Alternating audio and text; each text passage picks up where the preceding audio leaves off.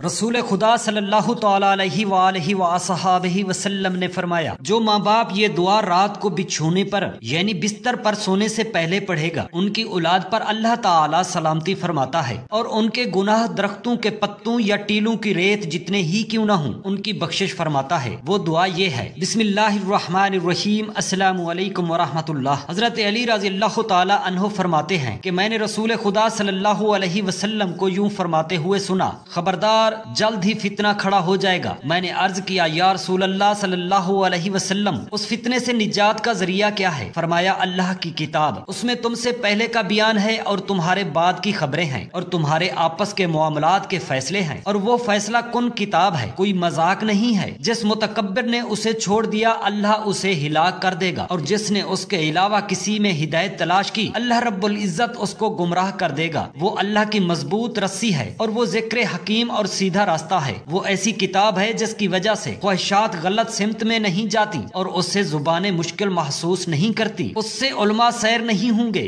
بار بار پڑھنے سے دل نہیں اکتائے گا اور اس کے عجائبات سامنے آتے ہی رہیں گے۔ وہ ایسی کتاب ہے کہ جب جنات نے انہیں سنا تو اس کے سامنے نہ ٹھہر سکے، حتیٰ کہ وہ بھی کہہ اٹھے کہ ہم نے عجب قرآن سنا ہے جو ہدایت کی طرف بلاتا ہے، ہم اس پر ایمان لائے۔ جس نے اس کے مطابق بات کی اس نے صحیح کہا، اور جس نے اس پر عمل کیا اسے اجر و ثواب ملے گا، اور جس نے اس کے مطابق فیصلہ کیا اس نے عدل کیا، اور جس نے اس کی طرف لوگوں کو دعوت دی وہ سیدھے راستے کی طرف ہدایت پا گیا۔ حضرت ابو ہریرہ رضی اللہ تعالی عنہ روایت کرتے ہیں کہ رسول خدا صلی اللہ علیہ وسلم نے فرمایا، اللہ جب کسی بندے سے محبت کرتا ہے تو جبرائیل امین علیہ السلام کو بلاتا ہے اور فرماتا ہے کہ میں فلاں بندے سے محبت کرتا ہوں، تم بھی اس سے محبت کرو۔ حضرت جبرائیل علیہ السلام اس بندے سے محبت کرنے لگ جاتے ہیں، پھر آسمان میں اعلان کرتے ہیں، اللہ فلاں شخص سے محبت کرتا ہے، تم سب اس سے محبت کرو۔ پھر آسمان والے بھی اس سے محبت کرنے لگتے ہیں، پھر زمین میں بھی اس کی مقبولیت پھیلا دی جاتی ہے، اور جب اللہ کسی بندے سے بغض رکھتا ہے تو جبرائیل علیہ السلام کو بلاتا ہے اور فرماتا ہے کہ میں فلاں بندے سے بغض رکھتا ہوں، تم بھی اس سے بغض رکھو۔ جبرائیل علیہ السلام اس سے بغض کرنے لگتے ہیں، پھر آسمان میں اعلان کرتے ہیں کہ اللہ فلاں شخص سے بغض رکھتا ہے، تم سب اس سے بغض رکھو۔ وہ اس سے بغض رکھنے لگتے ہیں، پھر زمین میں بھی اس کے لیے بغض پھیلا دیا جاتا ہے۔ حضرت عائشہ صدیقہ رضی اللہ تعالی عنہا فرماتی ہیں کہ نبی کریم صلی اللہ تعالی علیہ وسلم نے اپنی شہزادی فاطمہ الزہرا رضی اللہ تعالی عنہا اس تکلیف کی حالت میں بلایا جس میں آپ صلی اللہ تعالی علیہ وسلم کا وصال شریف ہوا، اور ان کے کان میں کوئی بات فرمائی، وہ رونے لگی۔ پھر بلایا اور ان کے کان میں کوئی بات فرمائی تو پھر وہ ہنسنے لگی۔ میں نے ان سے یہ ماجرا پوچھا تو انہوں نے کہا، نبی کریم صلی اللہ علیہ وسلم نے جب پہلی بار راز کی بات فرمائی تو فرمایا کہ میں اسی تکلیف میں وفات پا جاؤں گا۔ میں رونے لگی۔ دوبارہ آپ صلی اللہ تعالی علیہ وسلم نے راز کی بات فرمائی تو فرمایا، میرے اہل بیت میں سے سب سے پہلے تم میرے پیچھے آؤ گی۔ میں ہنسنے لگی۔ حضرت ابو ہریرہ رضی اللہ تعالی عنہ فرماتے ہیں کہ میں اپنی ماں کو اسلام کی دعوت دیا کرتا تھا جبکہ وہ مشرکہ تھی۔ ایک دن میں نے اسے دعوت دی تو اس نے مجھے رسول خدا صلی اللہ تعالی علیہ وسلم کے بارے میں نامناسب الفاظ سنائے۔ میں رسول خدا صلی اللہ تعالی علیہ وسلم کے پاس روتا ہوا حاضر ہو گیا۔ میں نے عرض کیا، یا رسول اللہ صلی اللہ علیہ وسلم، میں اپنی ماں کو اسلام کی دعوت دیا کرتا تھا اور وہ انکار کر دیا کرتی تھی۔ آج جب میں نے اسے دعوت دی تو اس نے مجھے آپ کے بارے میں ایسے الفاظ سنائے جو میں برداشت نہیں کر سکتا۔ آپ اللہ سے دعا فرمائیں کہ میری ماں کو ہدایت دے دے۔ رسول خدا صلی اللہ تعالی علیہ وسلم نے فرمایا، اے اللہ ابو ہریرہ کی ماں کو ہدایت دے۔ میں نبی کریم صلی اللہ تعالی علیہ وسلم کی دعا سے خوش ہو کر نکل پڑا۔ جب میں گھر آیا تو دروازے کے قریب ہوا تو دروازے پر زنجیر پڑی تھی۔ میری ماں نے میرے قدموں کی آواز سن لی، کہنے لگی، ابو ہریرہ وہیں ٹھہر جاؤ۔ میں نے پانی برسنے کی آواز سنی۔ میری ماں نہائی، چوغا پہنا، جلدی سے اپنا دوپٹہ اوڑھا اور دروازہ کھول دیا، پھر کہنے لگی، اے ابو ہریرہ، میں لا الہ الا اللہ محمد الرسول اللہ کی گواہی دیتی ہوں۔ میں فوراً رسول اللہ صلی اللہ تعالی علیہ وسلم کی طرف لوٹ آیا۔ میں خوشی کی وجہ سے رو رہا تھا۔ میں نے عرض کیا، یا رسول اللہ صلی اللہ تعالی علیہ وسلم مبارک ہو، اللہ رب العزت نے آپ کی دعا قبول فرمائی ہے اور میری ماں کو ہدایت دے دی ہے۔ آپ صلی اللہ تعالی علیہ وسلم نے اللہ کی حمد و ثنا بیان فرمائی اور دعائے خیر فرمائی۔ میں نے عرض کیا، یا رسول اللہ صلی اللہ علیہ وسلم، اللہ سے دعا فرمائے اللہ مجھے اور ابو ہریرہ کی ماں کو مومنین کا محبوب بنا دے اور مومنین کو ہمارا محبوب کر دے۔ تو رسول خدا صلی اللہ تعالی علیہ وسلم نے فرمایا، اے اللہ اپنے اس بندے ابو ہریرہ اور اس کی ماں کو اپنے مومن بندوں کا محبوب بنا دے اور मोमिनीन को उनका महबूब बना दे, लिहाजा अब कोई मोमिन ऐसा पैदा नहीं होगा जो मेरे बारे में सुने या मुझे देखे और मुझसे मोहब्बत ना करे। हजरत हुसैन बिन वहू इंसारी फरमाते हैं कि हजरत तलहा बिन बरा बीमार हो गए।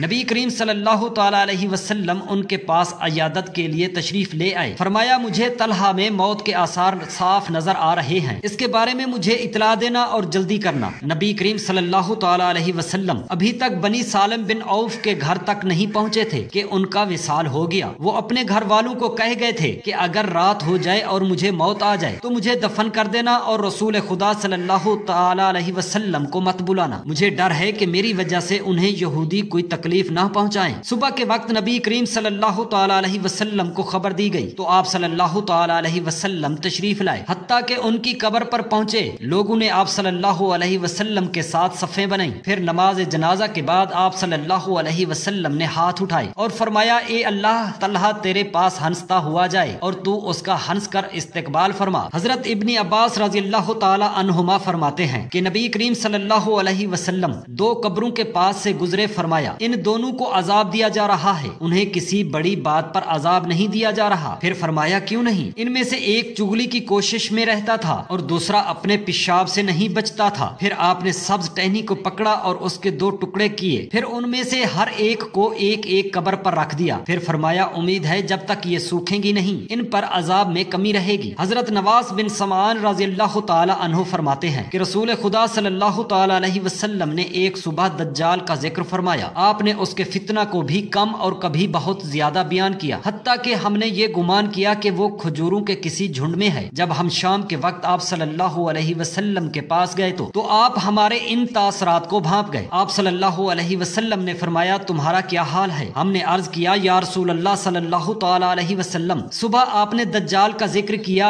आपने उसके फितना को भी कम और कभी बहुत ज्यादा बयान किया, हत्ता कि हमने ये गुमान किया कि वो खजूरों के किसी झुंड में है। रसूल खुदा सल्लल्लाहु ताला अलैहि वसल्लम ने फरमाया, दज्जाल के अलावा दूसरे फितनों से मुझे ज्यादा खौफ है। अगर मेरी मौजूदगी में दज्जाल निकला तो तुम्हारे बजाय मैं उससे मुकाबला करूंगा, और अगर मेरी गैर मौजूदगी में निकला तो हर शख्स खुद मुकाबला करेगा, और हर मुसलमान पर अल्लाह मेरा खलीफा और निगहबान है। दज्जाल तो जवान और घुंघरियाले बालों वाला होगा, उसकी आंख फूली हुई होगी। मैं उसको अब्दुल अज़ियाब बिन कतन के मुशाबा करार देता हूँ। तुम में से जो शख्स उसको पाए वो उसके सामने सूरह कहफ की इब्तिदाई 10 आयातें पढ़े। बिलाशुबा शाम और इराक के दरमियान से उसका खुरूज होगा, वो अपने दाएं बाएं फिसाद फैलाएगा। ए अल्लाह के बंदो, साबित कदम रहना। हमने कहा, या रसूल अल्लाह सल्लल्लाहु अलैहि वसल्लम, वो जमीन में कब तक रहेगा? आप सल्लल्लाहु अलैहि वसल्लम ने फरमाया, 40 दिन तक। एक दिन एक साल के बराबर होगा, एक दिन एक माह के बराबर, और एक दिन एक हफ्ता के बराबर, और बाकी अयाम तुम्हारे आम दिनों की तरह होंगे। हमने अर्ज किया, या रसूल अल्लाह सल्लल्लाहु अलैहि वसल्लम, बस जो दिन एक साल की तरह होगा, क्या उसमें हमें एक दिन की नमाज पढ़ना काफी होगा? आप सल्लल्लाहु अलैहि वसल्लम ने फरमाया, नहीं, तुम उसके लिए एक साल की नमाजों का अंदाजा कर लेना। हमने अर्ज किया, या रसूल अल्लाह सल्लल्लाहु अलैहि वसल्लम, वो जमीन पर किस कदर तेज चलेगा? आपने फरमाया, इस बारिश की तरह जिसको पीछे से हवा धकेल रही है। वो एक कौम के पास जाकर उनको ईमान की दावत देगा, वो उस पर ईमान ले आएंगे और उसकी दावत कबूल कर लेंगे। वो आसमान को हुक्म देगा तो वो पानी बरसाएगा, और जमीन को हुक्म देगा तो वो सब्जा उगाएगी। उनके चरने वाले जानवर शाम को जब आएंगे तो उनके कोहान पहले से लंबे, थन बड़े और कोखी दराज होंगे। फिर वो दूसरी कौम के पास जाकर उनको दावत देगा, वो उसकी दावत को मुस्तरद करेंगे। वो उनके पास से लौट जाएगा, उन पर काहत और खुश्क साली आएगी और उनके पास उनके मालों से कुछ नहीं रहेगा। फिर वो एक बंजर जमीन के पास से गुजरेगा और जमीन से कहेगा कि अपने खजाने निकाल दो, तो जमीन के खजाने उसके पास ऐसे आएंगे जैसे शहद की मक्खियां अपने सरदारों के पास जाती हैं। फिर वो एक कड़ियल जवान को बुलाएगा और तलवार मारकर उसके दो टुकड़े कर देगा जैसे निशाना पर कोई चीज लगती हो। फिर वो उसको बुलाएगा तो वो जिंदा होकर रखते हुए चेहरे के साथ हंसता हुआ आएगा। दज्जाल के इसी मामूल के दौरान अल्लाह ताला हजरत मसीह इब्ने मरियम को भेजेगा। वो दमश्क के मशरिक में सफेद मीनार के पास दो जर्द रंग के तहुलिये पहने दो फरिश्तों के कंधों पर हाथ रखे हुए नाजिल होंगे। जब हजरत ईसा अलैहिस्सलाम अपना सर झुकाएंगे तो मोतियों की तरह कतरे गिरेंगे। जिस काफिर तक भी उनकी खुशबू पहुंचेगी उसका जिंदा रहना मुमकिन न होगा और उनकी खुशबू मनताए नजर तक पहुंचेगी। वो दज्जाल को तलाश करेंगे हत्ता के बाब लद पर उसको मौजूद पाकर कत्ल कर देंगे। फिर हजरत मसीह इब्ने मरियम के पास एक ऐसी कौम आएगी जिसको अल्लाह ताला दज्जाल کر رکھا تھا وہ ان کے چہروں پر دست شفقت پھیریں گے اور انہیں جنت میں ان کے درجات کی خبر دیں گے۔ ابھی وہ اسی حال میں ہوں گے کہ اللہ تعالی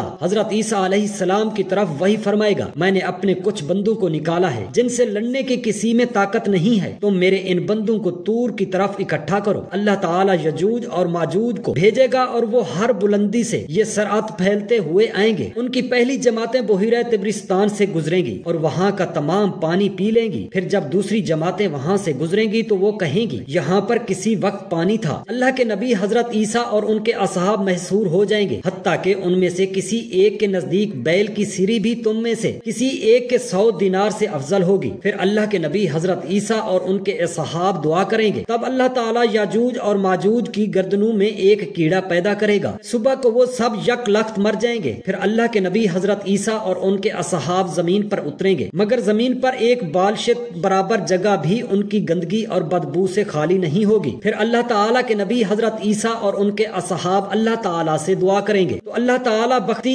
اونٹوں کی گردنوں کی مانند پرندے بھیجے گا، یہ پرندے ان لاشوں کو اٹھائیں گے اور جہاں اللہ تعالیٰ کا حکم ہوگا وہاں پھینک دیں گے۔ پھر اللہ تعالیٰ ایک بارش بھیجے گا جو زمین کو دھو دے گی اور ہر گھر خواہ وہ مٹی کا مکان ہو یا کھال کا خیمہ وہ آئینہ کی طرح صاف ہو جائے گا۔ پھر زمین سے کہا جائے گا تم اپنے پھل اگاؤ اور اپنی برکتیں لوٹاؤ، سو اس دن ان کی جماعت ایک انار کو سیر ہو کر کھا لے گی اور ایک دودھ دینے والی گائے لوگوں کے ایک قبیلہ کے لیے کافی ہوگی اور دودھ دینے والی بکری ایک گھر والوں کے لیے کافی ہوگی۔ اسی دوران اللہ تعالیٰ ایک پاکیزہ ہوا بھیجے گا جو لوگوں کے بغلوں کے نیچے لگے گی اور وہ ہر مومن اور ہر مسلم کی روح قبض کرے گی اور برے لوگ باقی رہ جائیں گے جو گدھوں کی طرح کھلے عام جمع کریں گے اور انہیں ان پر قیامت قائم ہوگی۔ حضور اقدس صلی اللہ تعالی علیہ وسلم نے ارشاد مبارک فرمایا کہ جو شخص بچھونے پر یعنی بستر پر یہ دعا 3 مرتبہ پڑھ کر سوئے گا تو حق تعالیٰ ان کی اولادوں پر سلامتی فرماتا ہے اور اس کے تمام گناہوں کو بخشش دے گا، اگرچہ اس کے گناہ درختوں کے پتوں اور ٹیلوں کی ریت کی تعداد میں ہی کیوں نہ ہوں۔ وہ مبارک کلمات یہ ہیں: بسم اللہ الرحمن الرحیم، استغفر اللہ العظیم الذی لا الہ الا هو الحی القیوم واتوب الیہ۔ یہ مبارک کلمات ہر پریشانی اور حادثات، مصیبتوں اور قدرتی آفاتوں کے آگے احد پہاڑ ہے، بلکہ گناہوں سے بخشش کا ذریعہ بن جاتی ہے۔ حق تعالی سے دست ادب، عاجزی، انکساری سے دعا کرتے ہیں میرے تمام مسلمان بہن بھائیوں کے بچوں کو حق تعالی اپنے سائے میں پناہ دے، آمین یا رب العالمین، جزاک اللہ خیرا کثیرا۔